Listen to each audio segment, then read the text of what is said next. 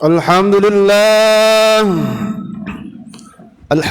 nasta'inuhu wa nastahdihi wa nastaghfiruh wa na'udzu billahi min shururi anfusina wa min sayyiati a'malina may yahdihillahu fala mudilla lahu wa may yudlilhu fala hadiya lahu wa ashhadu an la ilaha illallah wahdahu la syarika lahu وأشهد أن محمدا عبده ورسوله لا نبي بعده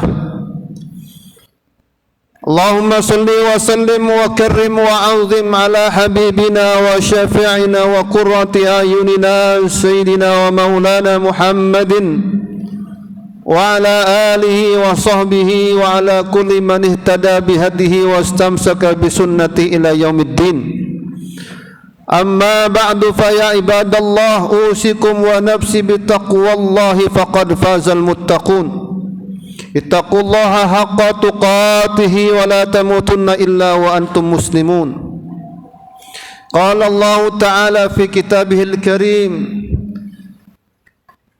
إن الله مع الذين اتقوا والذين هم محسنون عباد الله kaum muslimin jamaah salat Jum'ah yang dirahmati Allah Subhanahu wa taala, bersegera meraih rahmat Allah Subhanahu wa taala. Allah Subhanahu wa taala memiliki potongan-potongan rahmat yang Allah tebarkan dalam hitungan hari pada tahun-tahun yang dimiliki oleh manusia. Rahmat yang Allah tebarkan kepada orang-orang beriman ada kalanya yang datangnya harian, ada kalanya datangnya mingguan, ada kalanya datangnya tahunan. Baginda Rasul sallallahu alaihi wasallam bersabda, "Ala inna fi ayyamid dahri nafahatin ala inna lillahi fi ayyamid dahri nafahatin ala fata'arradu laha." Baginda Rasul sallallahu alaihi wasallam memberikan nasihat, ingatlah bahwasanya Allah Subhanahu wa taala memiliki rahmat yang Allah tebarkan dalam hari pada tahun-tahun kalian. Ala fata'arradu laha, ingatlah kata baginda Rasul, raihlah rahmat tersebut.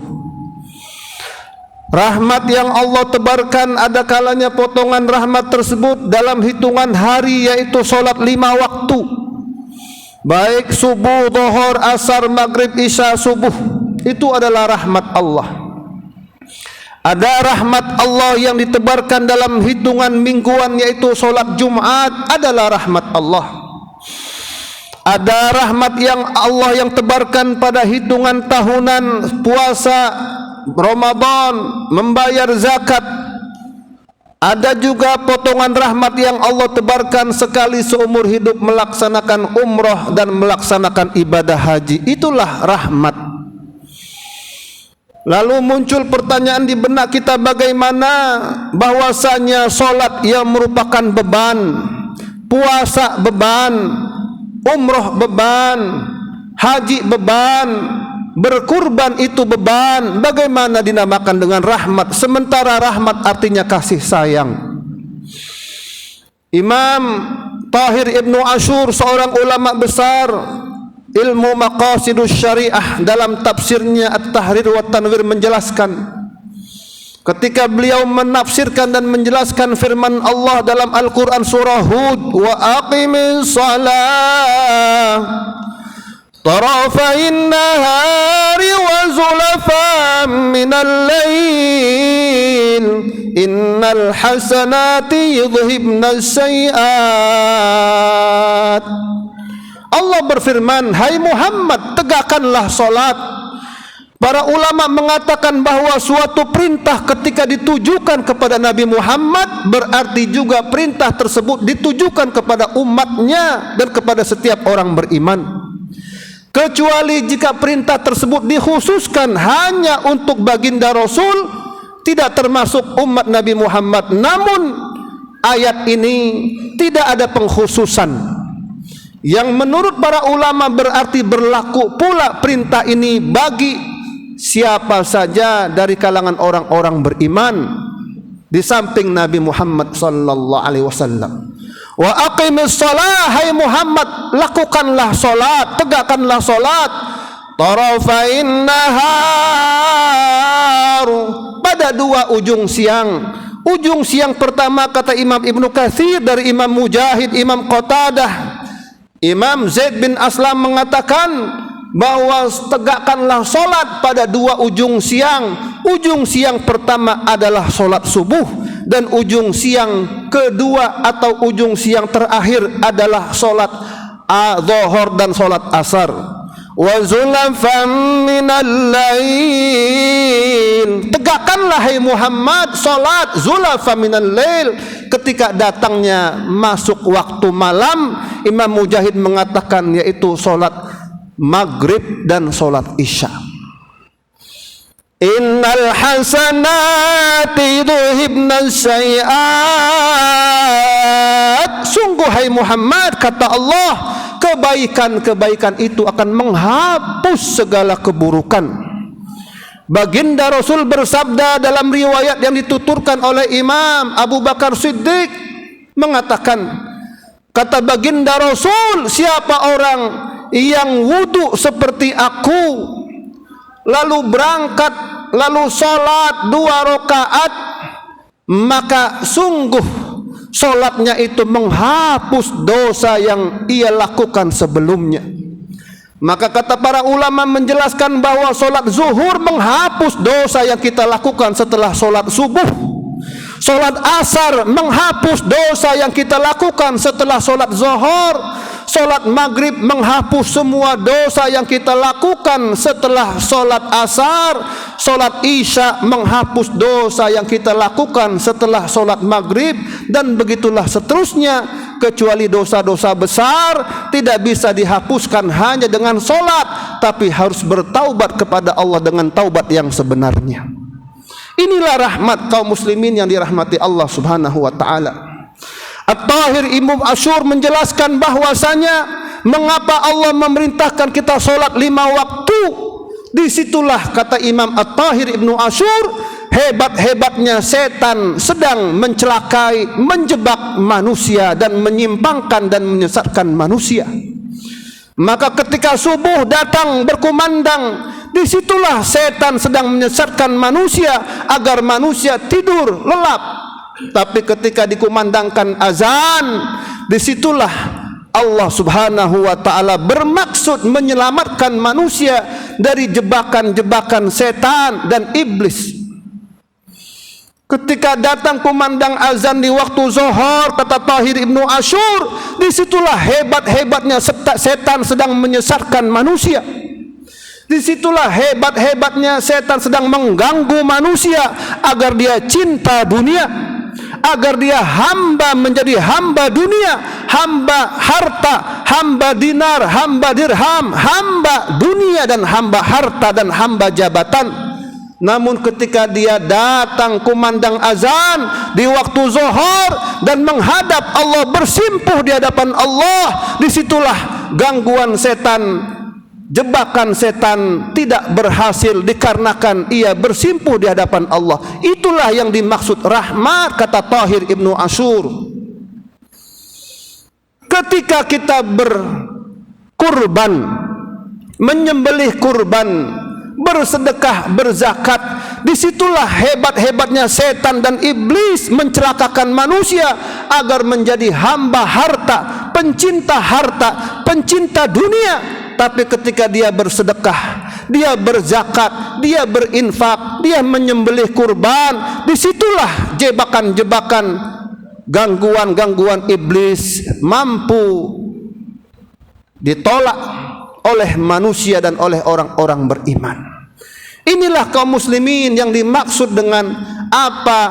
Rahmat-rahmat Allah, kata baginda Rasul, rahmat-rahmat Allah, potongan-potongan rahmat Allah, Allah tebarkan dalam hitungan hari pada tahun-tahun kalian, maka itu raihlah.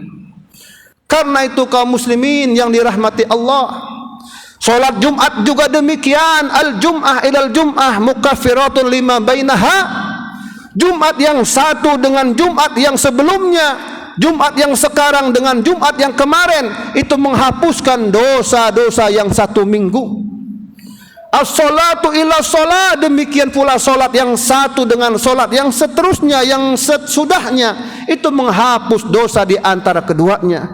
Al-umrah ilal umrah mukaffiratun lima bainahuma. Umrah yang satu dengan umrah yang sebelumnya menghapus dosa-dosa yang dilakukan oleh orang-orang beriman.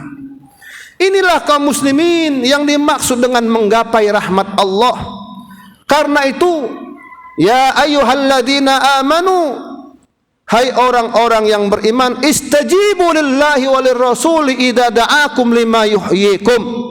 Hai orang-orang yang beriman, jawablah panggilan Allah dan Rasulnya. Idza da'akum, jika Allah dan Rasulnya memanggil kalian, lima yuhyikum, untuk kebaikan kehidupan kalian. Maka orang-orang beriman, orang-orang yang ingin selamat dari jeratan iblis, jeratan setan, maka di saat dia menyambut kumandang Allah, menyambut ajakan Allah dan Rasulnya, maka disitulah jebakan iblis gagal, jebakan-jebakan setan gagal. Sebagaimana dijelaskan dalam hadis sahih, baginda Rasul sallallahu alaihi wasallam bersabda, "Inna ahadakum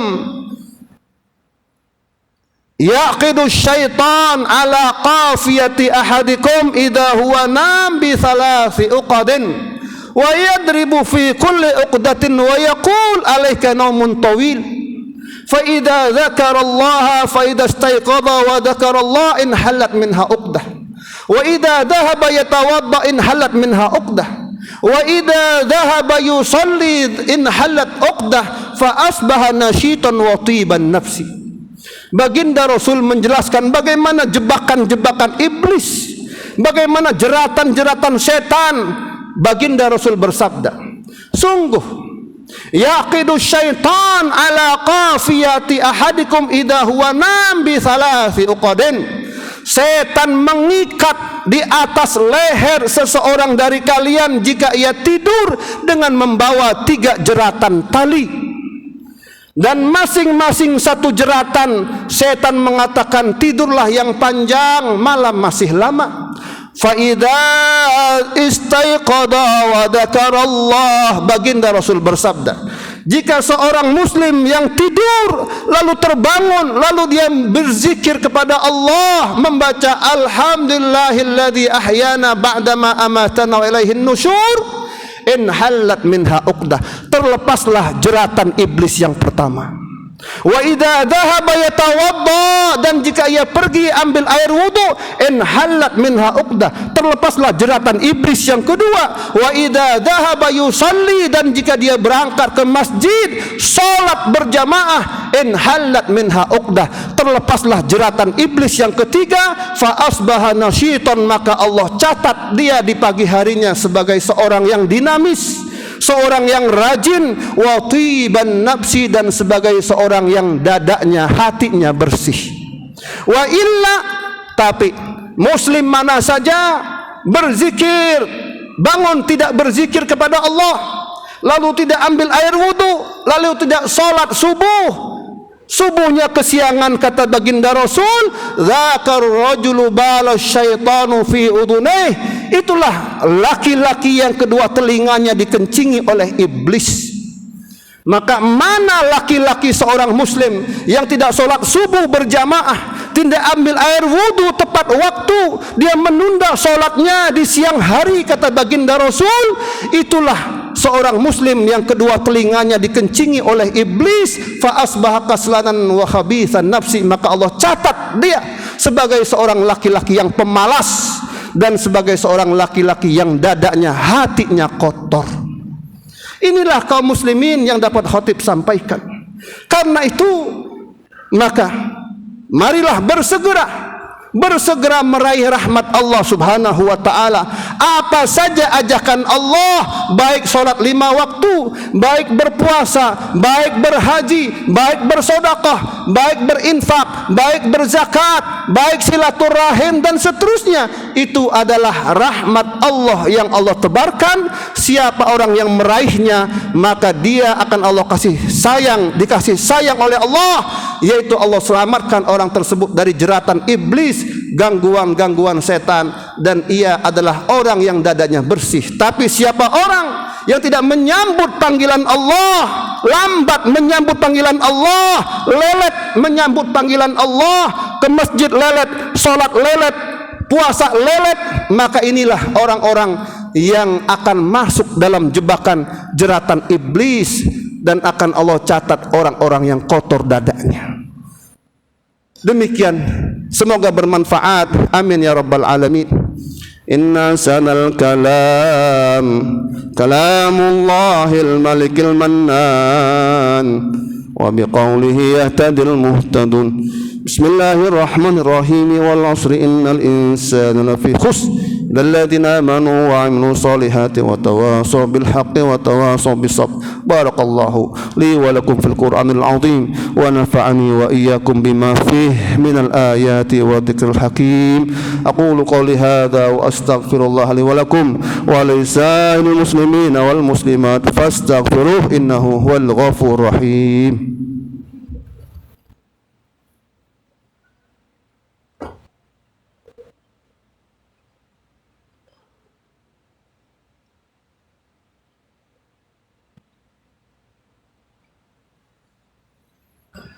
Alhamdulillahi hamdan katsiran kama amar, wa asyhadu an la ilaha illallah wahdahu la syarika la irghaman liman jahada bihi wa kafar, wa asyhadu anna sayyidana Muhammadan abduhu wa rasuluhu sayyidul khalaiq wal bashar. Allahumma salli wa sallim ala nabil mukhtar wa ala alihi wa ashabil athhar. أما بعد فيا عباد الله اتقوا الله حق تقاته ولا تموتن إلا وأنتم مسلمون. أوصيكم ونفسي بتقوى الله فقد فاز المتقون. قال الله تعالى ولم يزل قائلا عليما إن الله وملائكته يصلون على النبي يا أيها الذين آمنوا صلوا عليه وسلموا تسليما.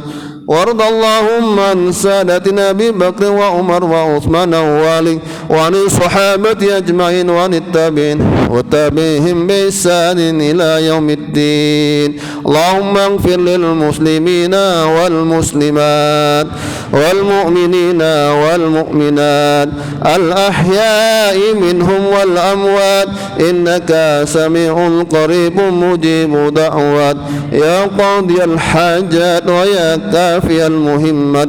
اللهم أصلح لنا ديننا الذي هو عصمة أمرنا وأصلح لنا دنيانا التي فيها معاشنا وأصلح لنا آخرتنا التي إليها مآدنا واجعل الحياة زيادة لنا في كل خير واجعل الموت راحة لنا من كل شر. اللهم أحسن عاقبتنا في الأمور كلها وأجرنا من خزي الدنيا وعذاب الآخرة. ربنا آتنا في الدنيا حسنة وفي الآخرة حسنة وقنا عذاب النار. عباد الله إن الله يأمر بالعدل والإحسان وإيتاء ذي القربى وينهى عن الفحشاء والمنكر والبغي يعظكم لعلكم تذكرون. فاذكروا الله العظيم يذكركم واشكروه على نعمه يزدكم واسألوا من فضله يعطيكم ولذكر الله أكبر.